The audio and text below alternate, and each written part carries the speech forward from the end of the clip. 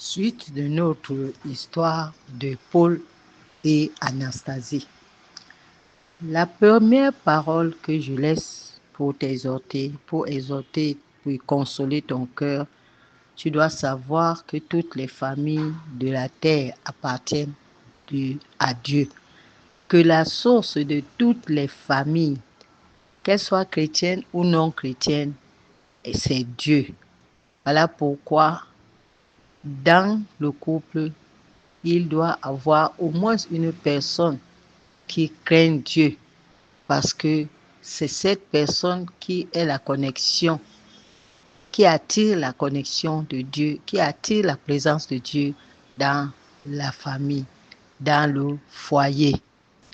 Et en résumé de ce qui se passe entre Paul et Anastasie, nous avons vu que c'était un couple aimant au départ. Paul aimait Anastasie et Anastasie était une femme vertueuse. Mais avec les mauvaises fréquentations, Anastasie a changé. Elle a commencé à négliger sa famille, son mari, ses merveilleux enfants que Dieu lui avait donnés, 3 petits garçons.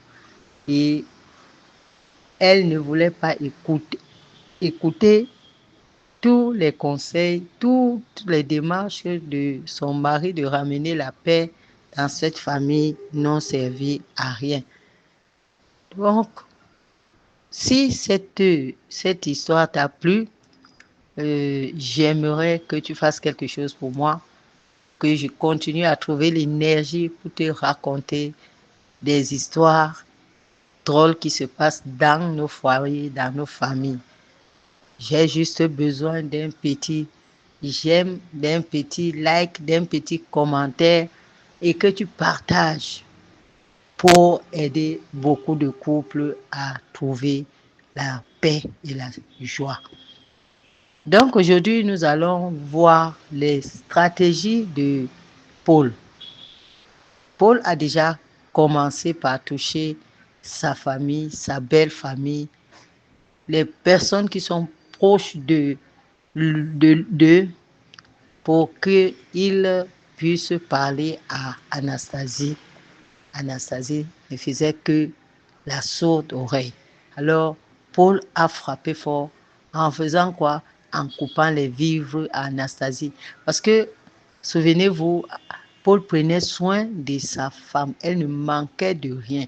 Et tout ce qu'il lui donnait, elle utilisait ça pour séduire, pour être vue devant d'autres hommes dehors. Donc, Paul a donc arrêté de lui apporter toutes cette petite attention. Il a coupé les vivres, il n'apportait plus de cadeaux, il ne mettait plus rien de précieux à la disposition d'Anastasie. Et celle-ci, qui n'était plus belle, qui n'avait plus rien pour se faire belle, a perdu son attirance. Tous les prétendants qu'elle avait dehors, tous ceux qui l'admiraient, qui l'appréciaient, ont commencé à ne plus la voir. Oui, voilà une stratégie que Paul a développée. Mais comme l'orgueil est toujours dans le cœur de l'homme, et notre orgueil va nous pousser à la destruction. Au lieu que Anastasie s'abaisse, qu'elle s'humilie, qu'elle demande pardon à son mari, elle a continué dans l'orgueil, elle a continué à s'entêter, elle a continué à rester dans sa position. Et c'est ainsi qu'un jour, Paul en avait eu marre et il l'a mise dehors. Il a appelé ses parents. Il a dit, prenez votre fille parce que je n'en peux plus. Parce qu'elle avait poussé Paul au bout, la famille. Elle avait poussé son mari au bout. Il n'en pouvait plus. Les enfants étaient négligés, l'homme était négligé, la maison était négligée. et il n'y avait rien à faire dans cette maison. C'est comme ça qu'il a appelé ses parents pour venir la chercher et l'a ramené vers ses parents pour que ceux-ci puissent s'occuper de son éducation. Mais Paul ne s'est pas arrêté là. Il était triste, c'est vrai. Et il continuait parce qu'il avait la crainte de Dieu. Et il savait que le divorce n'est pas accepté par Dieu.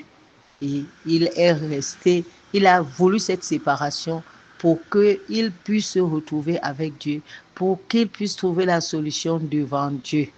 Donc, si tu veux connaître la fin de cette histoire, la dernière épisode, je prie que tu likes, que tu partages et que tu me laisses un commentaire pour que nous puissions achever ce qui va se passer entre Paul et Anastasie et la leçon que cela doit nous enseigner quand nous sommes face à des difficultés, à des problèmes. Amen.